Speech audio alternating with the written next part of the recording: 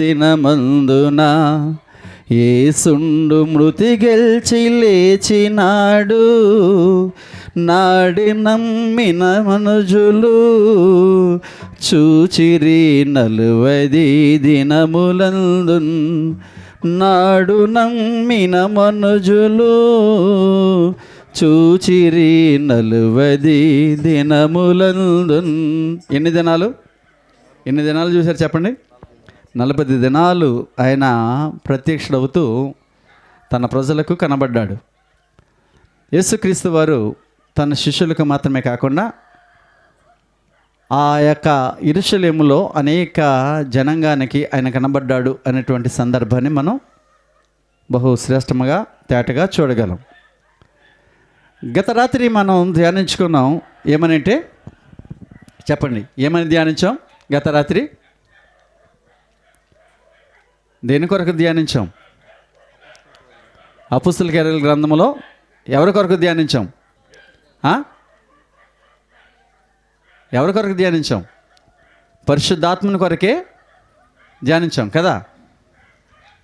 నిన్న ఏమని చెప్పాను?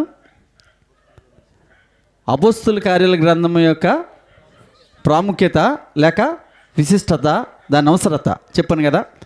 ఎన్నో విషయాలు మీకు బోధించడం జరిగింది. ఈ ప్రతి విషయము మీరు చాలా జాగ్రత్తగా పాత వైర్ తీసేయండి, బ్లాక్ వైర్ కనెక్షన్. చరిత్ర గ్రంథం అని చెప్పాను. ఆ చరిత్ర గ్రంథం యొక్క ప్రాముఖ్యత ఏంటంటే సువార్తలకును పత్రికలకును ఏమై ఉందనను అనుసంధానంగాను వారధిగాను ఉందని చెప్పాను. ఆ అపోస్తలుల కార్యాల గ్రంథము లేకపోతే సంఘ స్థాపన అనేటువంటి విషయము లేదని చెప్పాను. అపోస్తలుల కార్యాల గ్రంథము లేకపోతే పరిశుద్ధాత్మని రాకనను మనము చూడలేము అనేటువంటి విషయాన్ని చెప్పాను. అలాగే అపోస్తలుల కార్యాలు గ్రంథము లేకపోతే చర్చ్ యొక్క ముఖ చిత్రం ఏంటి అనేది మనం చూడలేము అని చెప్పాను. అపోస్తలుల కార్యాల గ్రంథము లేకపోతే అపోస్తలుల రూపాంతరాన్ని మనము చూడలేము అనేటువంటి సంగతి చెప్పాను. అలాగే అపోస్తలుల కార్యాల గ్రంథము లేకపోతే క్రీస్తు జననానికిని, ఆయన పరిచర్యకును, ఆయన మరణ పునరుత్థానాలకును, అలాగే తరువాత శిష్యులు ప్రకటించినటువంటి ఈ పరిచర్యకును అర్థము లేదని చెప్పాను కదా. ఇన్ని విషయాలు, ఇత్యాది విషయాలు మనం నిన్నటి రోజున నేర్చుకున్నాం కదా. ఈ రోజున మరి ఏమని నేర్చుకున్నారని చెప్పాను? చెప్పండి, ఏమని నేర్చుకుందానని చెప్పాను? రేపటి రోజు ఎవరి గురించి చెప్తానని చెప్పాను? లోకా గారి గురించి. ఎందుకు లోకా గారి గురించి చెప్తున్నాను అంటే, ఈ గ్రంథాన్ని రచించింది ఎవరంటే లోకా గారు. లోకా గారిని ఎలా చెప్పగలిగాం అంటే, లోకా శుభవార్తలో మనం చూసినప్పుడు, లోకా శుభవార్త 1వ అధ్యాయం 1వ వచనాన్ని మనం చూస్తే 4వ వచనం వరకు కూడా చదవండి ఎవరైనా. ఘనత వహించిన తెయోఫిలా అంటాడు కదా. సరే అక్కడికి సరిపోద్దులేండి, అక్కడికి మాట సరిపోద్ది. ఘనత వహించిన తెయోఫిలా అని మాట్లాడతాడు. అలాగే అపోస్తలుల కార్యాల గ్రంథము 1వ అధ్యాయం 1వ వచనం చదివితే ఓ తెయోఫిలా అని మాట్లాడతాడు కదా. ఇప్పుడు అపోస్తలుల కార్యాల గ్రంథము రేపటి దినాన్ని ప్రారంభిస్తానని చెప్పాను కదా. రేపటి దినాన్ని ఓ తెయోఫిలా లేకపోతే ఘనత వహించిన తెయోఫిలా అనేటువంటి సందర్భాన్ని ఎందుకు ప్రస్తావించాడు అనే దాని గురించి మనం ఆ వాక్యాన్ని ధ్యానం చేద్దాం. రేపటి ధ్యానాంశం ఏంటి? లూకా సువార్తలో ఉన్నటువంటి ప్రారంభ వచనంలో ఉన్నటువంటి మాటకు, అపోస్తలుల కార్యాల గ్రంథంలో ప్రారంభ అధ్యాయంలో ప్రారంభ వచనంలో ఉన్నటువంటి మాట ఓ తెయోఫిలా అనే మాటను గురించి ధ్యానిస్తూ ఆ గ్రంథాన్ని అధ్యయనం చేద్దాం. అయితే ప్రియులరా, లోకా గారి గురించి ఎందుకు తెలుసుకోవాలి అంటే, బైబిల్ గ్రంథాన్ని వ్రాసినటువంటి ప్రవక్తలు ఎంతమంది అని తెలుసు మనకి? చెప్పండి, చెప్పండి ఎంతమంది? 4. వినండి, ఈ 40 దినాలు మనం ఏం చేస్తున్నాం? ప్రభు సన్నిధిలో దగ్గరగా, ప్రభు వాక్యానికి దగ్గరగా బ్రతకడానికి ఇష్టపడుతున్నాం కదా. బైబిల్ గ్రంథాన్ని రాసినటువంటి ప్రవక్తలలో ఉన్నటువంటి సంఖ్య ఎంతమంది అంటే 40 మంది ప్రవక్తలు. మనం ఎగ్జాక్ట్గా ఈ 40 దినాల శిలువ ధ్యానాలు ధ్యానిస్తున్నాం కదా. ఈ బైబిల్ గ్రంథాన్ని రాసినటువంటి ప్రవక్తలు కూడా ఎంతమంది? వినండి, ఈ బైబిల్ గ్రంథాన్ని రాసినటువంటి ప్రవక్తలు 40 మంది. ఇందులో ఎన్ని పుస్తకాలు ఉన్నాయని చెప్పుకున్నాం మనం? ఎన్ని పుస్తకాలు? 66 పుస్తకాలు. ఇది బాగా ఎన్ని పుస్తకాలు అనేది గుర్తు కావాలంటే మనకి ఏ గ్రంథం చూడవచ్చు? యెషయా గ్రంథాన్ని చూస్తే 66 అధ్యాయులు మనకు అందరూ కనపడతాయి. ఈ 66 అధ్యాయులు ఈ నూతన పాత నిబంధన గ్రంథాలకు ప్రతీకగా ఉంటుంది. అంత మాత్రమే కాకుండా పాత నిబంధన గ్రంథంలో ఎన్ని పుస్తకాలు ఉన్నాయి? 39 పుస్తకాలు ఉన్నాయి కదా. కొత్త నిబంధనలో 27 పుస్తకాలు ఉన్నాయి. గమనించండి, యెషయా గ్రంథాన్ని అంటే మనం ఇదని చెప్పి మళ్ళీ అందులోకి వెళ్తున్నామేంటి అనుకోకండి. అంటే కొంచెం మీకు వివరణ ఇవ్వడానికి, కొంచెం బైబిల్ యొక్క ఆ మూలాలను మీకు స్పష్టంగా తెలియడం కోసం, ఈ అనుభవం ఉంటే మనం ఈ ముందు ఈ వాక్యాన్ని చాలా స్పష్టంగా తేటగా గమనించగలం, అర్థం చేసుకోగలం. పాత నిబంధనలో ఉన్నటువంటి ఈ 39 పుస్తకాలకు ప్రతీకగా యెషయా గ్రంథంలోని 39 అధ్యాయులు కనబడతాయి. లేక వినండి, 39 అధ్యాయుల వరకు ఉన్నటువంటి వరబడి, తర్వాత 40వ అధ్యాయం నుంచి 66వ అధ్యాయం వరకు ఉన్నటువంటి వరబడిని పరిశీలించినప్పుడు ఆ 39 అధ్యాయులు పాత నిబంధనకు ప్రతీకగాను, 40 నుండి 66 వచనాల వరకు ఉన్నటువంటి అధ్యాయులు క్రొత్త నిబంధనకు ప్రతీకగాను కనబడతాయి. వినండి, క్రొత్త నిబంధన ఏమి తెలియజేస్తుంది అంటే క్రీస్తు వారి యొక్క ఆగమనాన్ని తెలియజేస్తూ, క్రీస్తు వారి యొక్క బోధనను తెలియజేస్తూ, క్రీస్తు వారి యొక్క బోధనలో ఉన్నటువంటి లోతైన మర్మం ఏంటంటే ప్రేమ. ఆ ప్రేమను తెలియజేస్తుంది. గమనించండి, యెషయా గ్రంథం 40 అధ్యాయం ప్రారంభం వచ్చి చదవండి ఒకసారి. ఏదనగా నా జనులను ఓదార్చుడి అనేటువంటి సందర్భాన్ని మనం చూస్తాం. అంటే ఓదార్పులో ఏముంది? ఆదరణ ఉంది. వినండి, ఓదార్పులో ఏముందంటే ప్రేమ ఉంది. Love, it is a most powerful weapon on the earth అనేటువంటి మాటను మనం గమనించగలం. ఈ దేవుని ప్రేమ ఈ భూమి మీద ఎటువంటిదంట చెప్పండి? పవర్ఫుల్ వెపన్ అంటే చెప్పండి, శక్తివంతమైనటువంటి ఆయుధం. ఈ ఆయుధము మనుషులను చంపేది కాదు. ఈ ఆయుధం ఏంటంటే మనుషులను బ్రతికించేది, పాపిని సహితము బ్రతికించేది. కలువరి ప్రేమ. ఈ కలువరి ప్రేమ మరణమగునంతగా తన ప్రజలకు పెట్టినటువంటి ప్రేమ.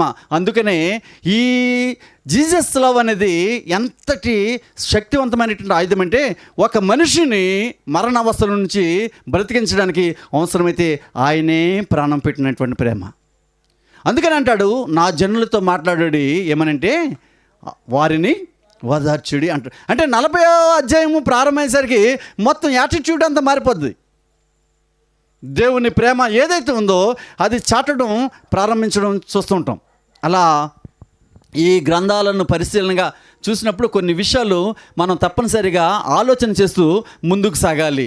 ఎందుకు అంటే ఈ 40 మంది ప్రవక్తలలో 40 మంది యోధా ప్రజల ప్రతినిధులు, లేకపోతే ఎన్నిక కాబడిన వారైతే ఈ 39 మంది ప్రతినిధులు.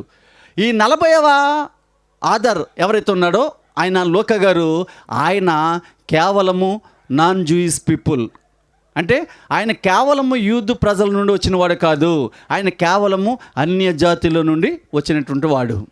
చూడండి ఎంత ధన్యత. 40 మంది ప్రవక్తలు ఈ బైబిల్ గ్రంథాన్ని రాస్తే అందులో 39 మంది ప్రవక్తలు కూడా ఎవరంటే దేవుని ప్రజలైనటువంటి యోధా సంతతి వారే. వినండి, ఒక్క లోకా గారు మాత్రమే అన్యుడు. ఆయన యోధా జాతికి సంబంధించినటువంటి వ్యక్తి కాదు. ఈయన సిరియా అనేటువంటి దేశంలో అంతియోక అనేటువంటి ఒక పట్టణంలో పుట్టినటువంటి వ్యక్తి. సిరియా అనేటువంటి దేశంలో అంతియోక అనేటువంటి పట్టణంలో పుట్టినటువంటి వ్యక్తి. మనము ఈ అంతియోక అనేది ఎక్కడ చూడగలమంటే ఆఖరి పట్టణమైనటువంటి ఈ అపోస్తలులు ప్రయాణం చేసినటువంటి ప్రదేశంలో అనే దాంట్లో ఈ ప్రాంతంలో మనం ఈ అంతియోక అనేటువంటి ప్రాంతాన్ని గమనించగలం. అది వరల్డ్ మ్యాప్ చూస్తే సిరియాలో మనకు కనబడుతుంది అంతియోక అనేటువంటి ఆ ప్రదేశం. ఈయన అంత్యోక నుంచి వచ్చినటువంటి అన్యుడు. అయితే ఈయన రాసినటువంటి గ్రంథాలు ఏమేమి అనుకున్నాం? లూకా శుభవార్త, అది సువార్త, అపోస్తుల కార్యాల గ్రంథం. ఈ 2 గ్రంథాలను మనం చూసినప్పుడు ఎన్ని అధ్యాయాలు ఉన్నాయి? చెప్పండి. ఎన్ని అధ్యాయాలు ఉన్నాయి? 24 అధ్యాయాలు లోక శుభవార్తలోను, 28 అధ్యాయాలు అపోస్తుల కార్యాల గ్రంథంలోనూ ఉన్నాయి. అంటే ఎన్ని అధ్యాయాలు మొత్తం చెప్పండి? నేను చెప్పేసాను కదా, 24, 28 ఎంత? 52 అధ్యాయాలు కదా. ఈ 52 అధ్యాయాలు కలిగినటువంటి ఈ గ్రంథాలలో, 2 గ్రంథాలలో సుమారు 2158 పదాలతో ఈ 2 పుస్తకాలు వ్రాయబడినాయి. ఎన్ని పదాలు? పదాలు కదండి, వచనాలు. ఏంటంటే 2158 వచనాలతో ఈ 52 అధ్యాయులు వ్రాయబడినాయి. వినండి, అర్థమైందా? ఎన్ని వచనాలతోటి? 2158 వచనాలతోటి ఈ 2 గ్రంథాలు రాయబడినాయి. అయితే బైబిల్ గ్రంథాన్ని రాసినటువంటి ప్రవక్తలలో ఎక్కువ భాగాన్ని రాసిన వారు ఎవరైనా ఉన్నారంటే అది మోషే గారు. పాత నిబంధనలో కానీ కొత్త నిబంధనలో కానీ ఎక్కువ భాగాన్ని రాసిన వారు ఎవరంటే మోషే గారు. ఎన్ని గ్రంథాలు రాశారైనా? ఆదికాండము, నిర్గమకాండము, సంఖ్యాకాండము, లేవియాకాండము, ద్వితీయోపదేశకాండం, ఈ 5 కాండాలను రాసింది ఎవరంటే మోషే గారు. మోషే గారు రాసినటువంటి ఈ 5 కాండాలు కొంచెం ఇంచుమించుగా ఆ బైబిల్ గ్రంథంలో ఎక్కువ భాగాన్ని కలిగి ఉంటాయి. అది ఎంత శాతం అనేది మనం ముందు చూద్దాం. ఆయన తర్వాత ఎక్కువ భాగాన్ని రాసిన వ్యక్తి ఎవరైనా ఉన్నారంటే ఎజ్రా గారు. వినండి, ఎజ్రా గారు ఎక్కువ భాగం రాసినారు.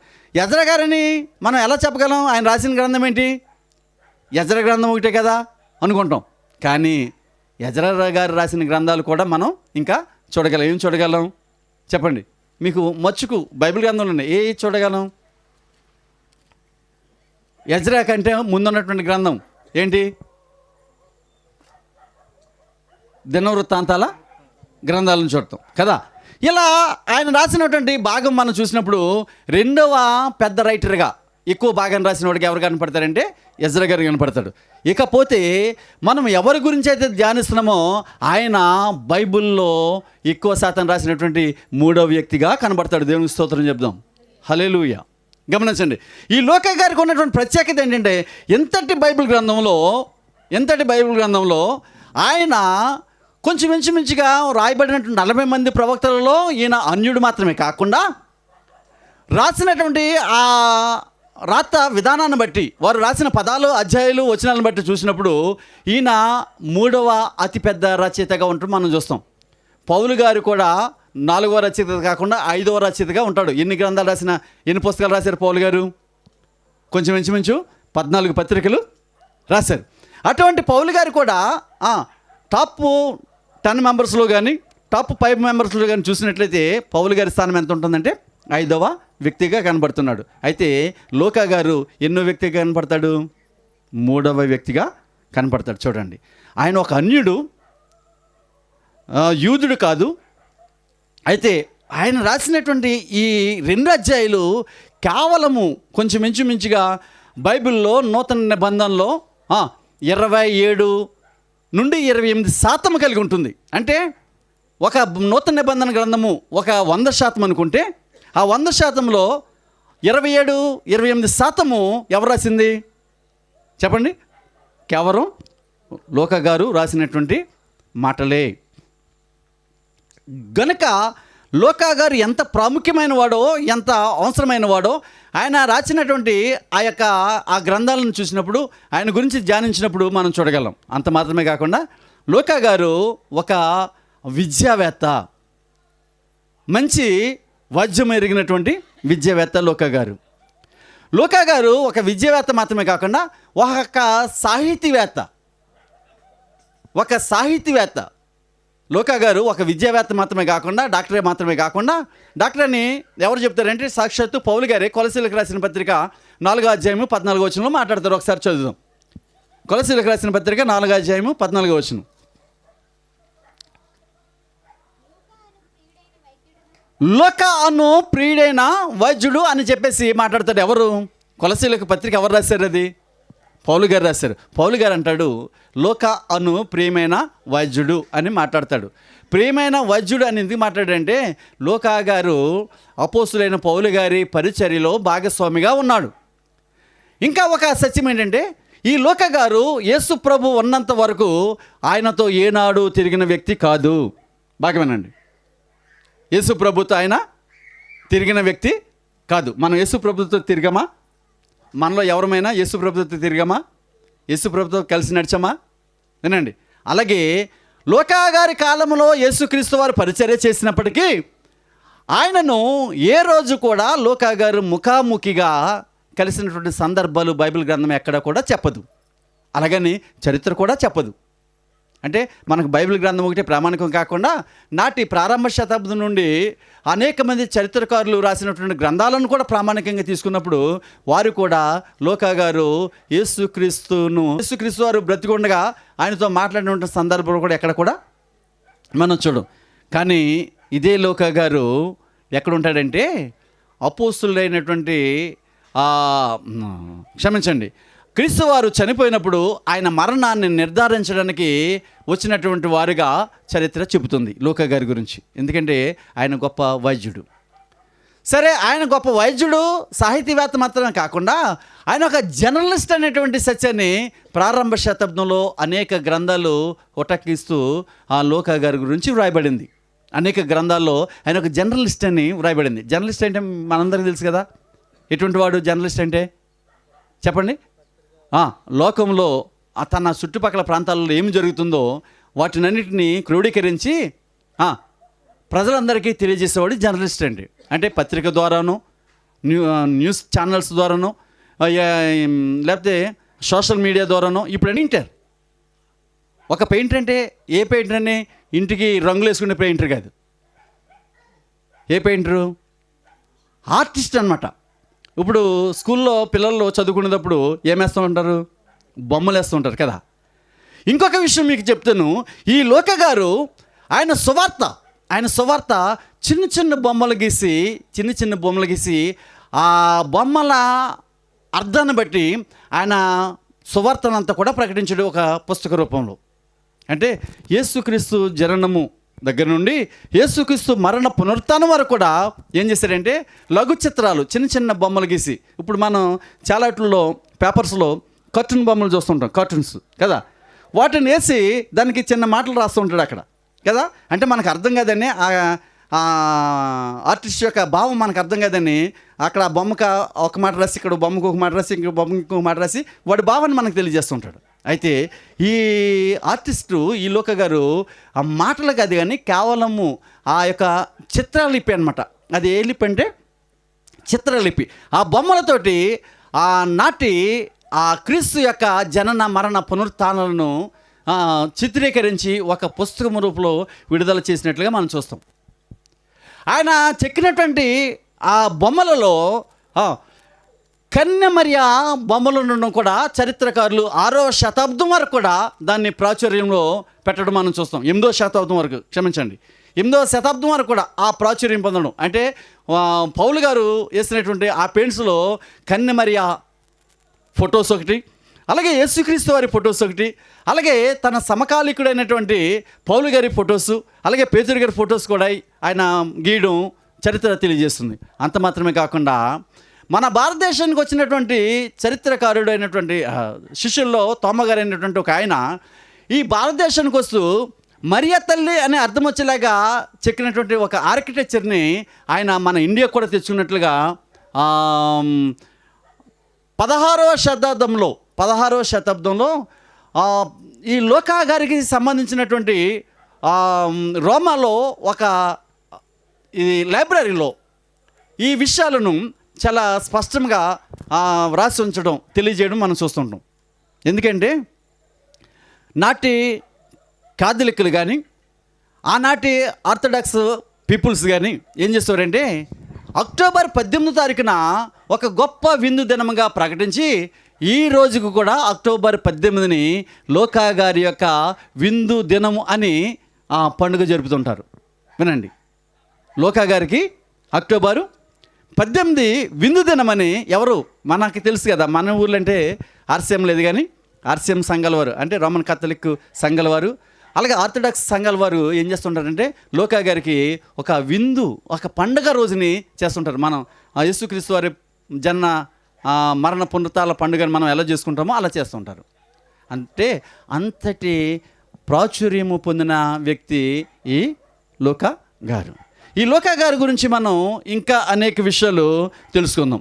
ఈ గ్రంథాన్ని లోకా గారు ఎవరు రాశారని చెప్పడానికి గల కారణం ఏంటంటే, మనం చదివాం కదా, ఏమని చదివాం? ఆ యొక్క వ్రాత శైలిని మనం చూసినప్పుడు, ఏ వ్రాత శైలి? అపోస్తలుల కార్యాల గ్రంథము, అలాగే తర్వాత లూకా శుభవార్త చదివినప్పుడు చూసినప్పుడు అది లూకా గారే రాశారు అని చెప్పడానికి గల కారణం ఏంటంటే, లూకా శుభవార్త 1వ అధ్యాయం 2వ వచనంలో ఒక మాట రాయబడింది. చదవండి ఒకసారి. లూకా శుభవార్త. ఘనత వహించిన తెయోఫిలా, ప్రారంభం నుండి, ఆరంభమన్నా ప్రారంభమన్నా ఒకటే, గమనించండి. ఆరంభం అన్నారని ఆరంభమే కాదు, ప్రారంభం కూడా అనొచ్చు. ప్రారంభం నుండి లేక ఆరంభం నుండి కనులారా చూసి వాక్య సేవకులైన వారు మనకు అప్పగించిన ప్రకారం అన్నాడు. వినండి చాలు. ఏమన్నాడు? కనులారా చూసి వాక్య సేవకులైన వారు మనకు అప్పగించిన ప్రకారం అన్నాడు కదా. అంటే ఆయన ఈ సువార్త భారము మనకు అప్పగించబడింది, మాకు అప్పగించబడింది. ఎవరైతే కనులారా చూశారో, ఎవరైతే చెవులారా విన్నారో, ఎవరైతే మాకు ఆ పనిని అప్పగించారో, దానిని మేము విన్నట్టుగాను మేము ప్రకటించకుండా చూడలేదు కనుక విన్నాము కానీ ఇప్పుడు చూడనప్పుడు వింటే అది సత్యం కాదు. వినండి, మనము ఒక విషయాన్ని చూడకుండా ఎవరైనా చెప్పినప్పుడు విన్నామనుకోండి, అది సత్యం అనొచ్చా చెప్పండి? అనకూడదు. ఎందుకు అనకూడదంటే, మనం చూసింది, మనం ఎదుటివాడు చూసింది, వారు చెప్పేది ఒకటి అనడానికి అసలు ఖచ్చితమైన ఆధారాలు ఉండవు. ఎందుకంటే చూసింది ఒకటి, చెప్పేది మరొకటి చెప్తారు వారికి ఇష్టానుసారంగా. ఇష్టమైతే ఇష్టమైనట్టు 10 మాటలు ఎక్కువగా కలిపి చెప్తారు, కష్టమైనట్లు 10 మాటలు ప్రతికూలంగా చెప్తారు. కాబట్టి ఈయన అన్నాడు, ఆయన చూడలేదు కానీ విన్నాడు. ఎవరు? లూకా గారు ఆ వాక్య పరిచారకులు అప్పగించిన పరిచర్యను. ఈ విన్నటువంటి ఆ మాటలు యథార్థమైనవో లేవో ఏం చేశాడు చెప్పండి? ఏం చేశాడు? ఆ మాటలు యథార్థమైనవో లేవో ఏం చేశాడు? తర్కించి, పరిశీలించి, కనుగొని, అర్థమైందండి? కనుగొని ఆ నోట ఎక్కడైతే ఒక సంఘటన జరిగిందన్నారో అక్కడికి వెళ్ళి ఇటువంటి సంఘటన జరిగిందంట, నిజమా అంటే 10 మంది చెప్తే అదేమవుతుంది కదా. ఏదైనా ఒక సందర్భం జరిగిందనుకోండి, అది చూసిన వాళ్ళు జరిగిందని చెప్తారు, జరగకపోతే అసలు అటువంటి సందర్భమే జరగలేదని చెప్తారు కదా. కాబట్టి ఇక్కడ లూకా గారు చేసినటువంటి గొప్ప అద్భుతం ఏంటంటే, చూడలేదు గనుక విన్న వాటిని అదే సత్యమని చెప్పగా భావితరాలకు నిజమైనటువంటి సువార్తను ప్రకటించాలని ఆయన కనుగొని, అంటే ఏం చేశాడు? ఇన్వెస్టిగేషన్ చేసి విన్నది సత్యమని గ్రహించిన తర్వాత, రూఢిపరుచుకున్న తర్వాత ఆయన ఈ పరిచర్ని, ఈ సువార్తను ప్రారంభించడం మొదలుపెట్టాడు. అంటే ఈ గ్రంథాన్ని వ్రాయడం మొదలుపెట్టాడు. అందుకనే అంటాడు, ఈ కార్యన గ్రంథము లేకపోతే ఈ సువార్త గ్రంథాన్ని రాసిన వారు ఎవరైనా ఉన్నారంటే అది లూకా గారే అనడానికి ఎటువంటి అభ్యంతరం లేదు. ఎందుకంటే ఫిలోమోను పత్రిక 1వ అధ్యాయము 24వ వచనం చదవండి ఒకసారి. ఫిలోమోను పత్రిక 1వ అధ్యాయము 24వ వచనం.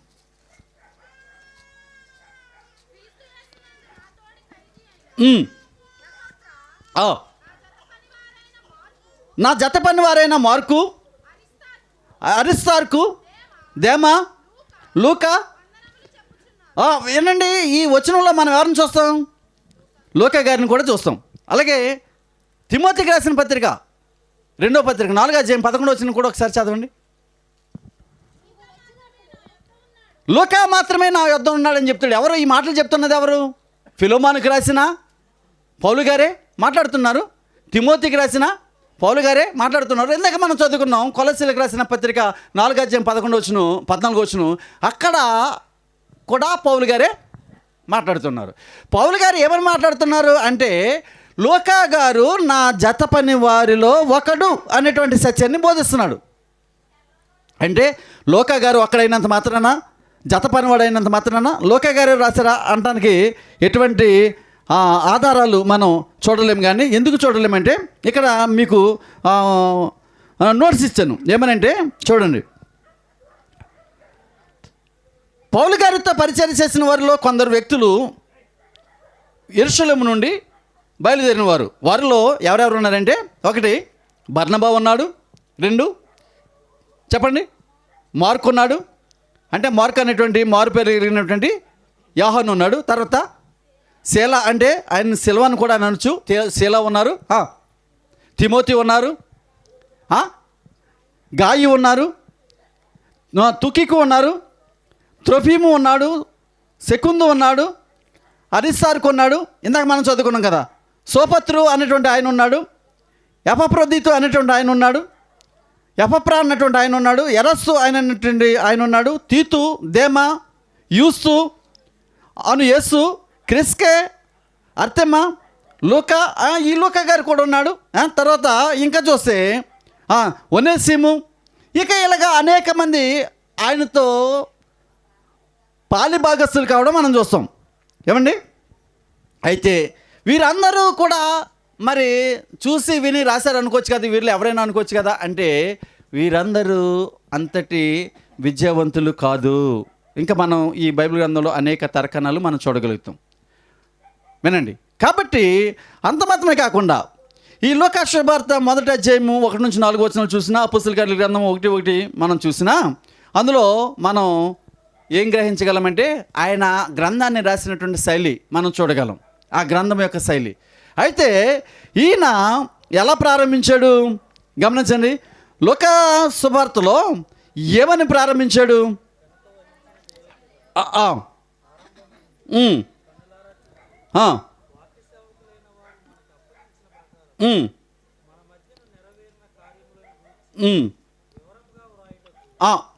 అధ్యాయము ఇక్కడికి వచ్చేయండి, 28వ వచనం కాడికి వచ్చేయండి ఒకసారి. వినండి, లూకా గారు ప్రారంభించినటువంటి ఈ ప్రారంభ గ్రంథంలో ఏమని రాశారంటే, దూత లోపలికి వచ్చి ఆమెను చూచి, ఎవరిని చూచి? మరియ గారిని చూచి, దయాప్రాప్తురాలా నీకు శుభమని చెప్తాడు. వినండి, అంటే క్రీస్తు యొక్క జననాన్ని ఆయన చాటుతూ ఎక్కడితోటి ప్రారంభించాడు? పరలోకం నుండి దూత రావడం, యేసుక్రీస్తు వారి తల్లి అయినటువంటి మరియ గారితోటి ఏమని చెప్పాడు? దయాప్రాప్తురాలా నీకు శుభము అని చెప్పి, ఆ ప్రారంభం ఆఖరి అధ్యాయం 24వ అధ్యాయము 51వ వచనంలో ఏమని అంటాడంటే, ఆయన వారిని ఆశీర్వదించుచుండగా ఆయన వారిలో నుండి ప్రత్యేకించబడి పరలోకమునకు ఆరోహణుడాయను. అంటే పరలోకమునకు ఏమైతే చెప్పండి? ఎక్కిపోవడం, మేఘములు కొనిపోవడం మనం చూస్తాం. వినండి, అంటే లూకా గారు తన సువార్తలో యేసుక్రీస్తు జననాన్ని గురించి ప్రారంభించి, ఆయన మరణ పునరుత్థానాలను, లేకపోతే ఆయన పడినటువంటి శ్రమానుభవాలను, ఆయన బోధించినటువంటి సత్యబోధలను, ఆయన చేసినటువంటి అద్భుతాలను సమస్తాన్ని రాసుకుంటూ వచ్చి ఆఖరికి ఏం చేశాడంటే, ఆ పుట్టుకతో పాటు జననంతో పాటు మరణాన్ని కూడా చాలా స్పష్టంగా, అంటే దేనిని విడిచిపెట్టకుండా ఆయన ఏదైతే చాటి చెప్పాలనుకున్నాడో దానిని ఆయన కొనసాగించడానికి ఎంత తాపత్రయపడ్డాడో, ఎంత శ్రమించాడో, ఆ చరిత్రను మనకు అందించడానికి, నాటి భావి తరాల వారమైనటువంటి మనకు అందించడానికి ఆయన ఎంత ప్రయాసపడ్డాడో ఈ గ్రంథాన్ని మనం చూస్తే అర్థమవుతుంది. ఇక్కడ మనం 51వ వచనంలో ఆయన పరలోకమునకు ఆరోహణమాయను అనేటువంటి సందర్భాన్ని మనం చూస్తుంటాం. ఏమండి, ఆయన చూసి ఆ సందర్భం చూసిన తర్వాత మరలా ఏమని ప్రారంభిస్తారంటే, ఆయన పరలోకమునకు ఆరోహణమైన తరువాత అనే సందర్భాన్ని ఉటంకిస్తూ అపోస్తలుల కార్యాల గ్రంథాన్ని ప్రారంభిస్తాడు. అంటే తన మొదటి గ్రంథములో యేసుక్రీస్తు వారి గురించి స్పష్టంగా తెలియజేసి, ఏ చిన్న పొరపాటును కూడా జరగకుండా పరిశుద్ధాత్మ అభిషేకం చేత నింపబడిన వాడు గనక అన్యుడైనటువంటి లోకా గారు, వైద్యుడైనటువంటి లోకా గారు, సువార్థికుడైనటువంటి లోకా గారు, లేకపోతే సాహితీవేత్త అయినటువంటి లోకా గారు, జర్నలిస్ట్ అయినటువంటి లోకా గారు, అలాగే ఒక గొప్ప ఆర్కిటెక్చర్ అయినటువంటి లోకా గారు, ఆయనటువంటి వేసినటువంటి బొమ్మలు, ఆయన వేసినటువంటి కళాఖండాలు నేటికి కూడా ప్రపంచంలో ఎంతో ప్రాచుర్యము పొందినవి అనడానికి చరిత్ర ఆధారంగా మనం చూడగలుగుతాం. కాబట్టి అంతటి సత్య శోధకుడు ఆయన రాసినటువంటి గ్రంథమే ఈ అపోస్తుల కార్యాల గ్రంథం. ఈ అపోస్తుల కార్యాల గ్రంథాన్ని మనం ప్రారంభించడానికి ఎలా ప్రారంభించుకుందారనుకున్నాం చెప్పండి? ఆ ప్రారంభ వచనమైనటువంటి ఓ థెయోఫిల అనేటువంటి మాటతోటి మనం ప్రారంభించుకుందాం. ఆ థెయోఫిల అనేటువంటి ఆ మాట ఒక వ్యక్తిని సూచిస్తుందా, ఒక పేరును సూచిస్తుందా, లేకపోతే ఆధునిక ప్రపంచంలో ఉన్నటువంటి ఒక క్రైస్తవుని చూపిస్తుందా? ఈ థెయోఫిల గురించి నేటి క్రైస్తవ మత పెద్దలు కానీ, స్కాలర్స్ కానీ, క్రైస్తవ పండితులు కానీ ఏమని బోధిస్తున్నారు? అసలు బైబిల్ ఏమని చెప్తుంది? ఒక పండితుడు చెప్పినంత మాత్రాన అది సత్యమవుతుందా? వాడు జ్ఞాని అయినంత మాత్రాన తన ఊహను బట్టి చెప్తే బైబిల్ గ్రంథం నెరవేర్చబడుతుందంటే నో. వాడు ఎంతటి జ్ఞానమైనా, ఈ లోక జ్ఞానము ఏమైను, ఈ లోకవాది, ఈ తర్కవాది ఏమైను అనేటువంటి మాటలు మనం బైబిల్ గ్రంథంలో చూస్తాం. కాబట్టి లోక జ్ఞానాన్ని దేవుడు వెర్రితనముగా చేశాడు. కేవలము తన జ్ఞానాన్ని మాత్రమే మనుషులకి తాను నిలవబెట్టుకున్నటువంటి, తను ఏర్పాటు చేసుకున్నటువంటి మనుషులకి ఇచ్చి ఆ పరలోక సంబంధమైనటువంటి సంగతులు, భూలోక సంబంధమైనటువంటి ఆ సంగతులను, అలాగే రాబోయే మహిమ లోకంలో జరగబోయేటువంటి సంగతులను మనకు వివరించడానికి తన భక్తులను, తన బిడ్డలను, తను ఏర్పాటు చేసుకున్న వారిని దేవుడు పిలుచుకున్నాడు. 12 మంది అపోస్తలులలో ఒక్కడు కాదు. ఎవరంటే? లోకా గారు. కానీ లోకా గారు అపోస్తలుడు అని పిలువబడడానికి యోగ్యుడు. లోకా గారు గొప్ప సువార్థికుడు. లోకా గారు నూతన నిబంధనలో అధిక భాగాన్ని వ్రాసినటువంటి కవులలో అగ్రగామిగా మనం చూడగలుగుతాం. పౌలు గారి కంటే కూడా ఎక్కువ పదాలను, వచనాలను రాసినటువంటి వ్యక్తిగా మనం చూస్తాం. ఒక వ్యక్తి ఒక లెటర్ రాసినప్పుడు ఆ లెటర్లో ఉన్నటువంటి పదాలను బట్టి అతను ఎంత పరిమాణం రాశాడనేటువంటి సత్యాన్ని మనం చూడగలుగుతాం. అంతేగాని ఒక 4 మాటలు తీసుకుని 4 పేజీలు రాస్తే అది ఎక్కువ రాసినట్టు అవుతుందా చెప్పండి? కాదు కదా. ప్రియమైన తల్లిదండ్రులకు నీ కుమారుడు వ్రాయనేదేమనగా నేను ఇక్కడ క్షేమంగా ఉన్నాను, మీరు అక్కడ క్షేమం తలుచున్నాను అనే మాట 10 పేజీల్లో రాశాడండి. 10 పేజీల్లో రాశాడు అనే ఆ మాటలని ఎక్కువైనట్టు ఉంటుందా? కాదు కదా. అంటే తను రాసిన భాగాన్ని పరిశీలించినప్పుడు అధిక భాగాన్ని రాసిన వాడిగా మనకు కనబడతాడు. ఎంతటి జ్ఞానిగా మనం కనబడుతుంటాడు. అంటే అన్ని క్వాలిటీసే. అతను యోధా మత ప్రావీణ్యుడు కానప్పటికీ కూడా ఒక అన్య జాతిలో నుంచి, గమనించండి ఎందుకు ఈ మాట చెప్తానంటే, ఒక వ్యక్తి, తన సొంత వ్యక్తి తన గురించి సాక్ష్యం ఇచ్చినప్పుడు ఆ సాక్ష్యము ఏమవుతుంది? చల్లదు కదా. గనుకనే దేవుడు ఎవరి నుంచి తీసుకొచ్చాడు చెప్పండి? అన్యజనుల నుండి ఒక వ్యక్తిని తీసుకొచ్చి ఎవరికి బోధిస్తున్నాడు చెప్పండి? అన్యులకే బోధిస్తున్నాడు. ఎందుకంటే సొంత ప్రజలు అనే మాట మీకు ఎందుకు ఉపయోగించారంటే, ఇక్కడ అన్యులు సొంత ప్రజలే, కానీ యూదులు, ఇజ్రాయేలీలు దేవుని సొంత ప్రజలు. వారు చెప్పినటువంటి ఈ మాటలు అందరం విన్నాం. కానీ ఇప్పుడు తన జాతిలో నుంచే కాకుండా మరొక జాతిలో నుంచి మరొక జాతి ప్రజల కొరకు దేవుడు నిలువబెట్టినటువంటి బహు గొప్ప సాధనమే ఎవరంటే? పరిశుద్ధుడైనటువంటి లోకా గారు, సువార్థికుడైనటువంటి లోకా గారు, వైద్యుడైనటువంటి లోకా గారు, సాహితీవేత్త అయినటువంటి లోకా గారు. అంత మాత్రమే కాకుండా గొప్ప ఆర్కిటెక్ట్ అయినటువంటి లోకా గారు. అంత మాత్రమే కాకుండా గొప్ప జర్నలిస్ట్, అంటే ప్రారంభ శతాబ్దంలో గొప్ప చరిత్రకారుడు ఎవరంటే? లోకా గారు. కాబట్టి ఇప్పుడు ఇలా ఇన్ని విషయాలు మనం తెలుసుకున్నాం. ఈ లోకా గారు రాసినటువంటి ఆ గ్రంథాల ప్రాముఖ్యాన్ని మున్ముందు మనం ధ్యానిస్తూ ప్రభు సన్నిధిలో గడుపుదాం. దేవుడు ఈ 40 దినాలు ఆయన శక్తిని బలంనిచ్చి ఆత్మీయంగా బలపరుస్తూ ఆయన సేవ కొరకు మనల్ని వాడుకుని మహిమ పొంది కృపను చూపును గాక. ఈ కొద్ది వాక్యములు ఆయన వినికిలో మన కొరకు దీవించాల్సిన గాక.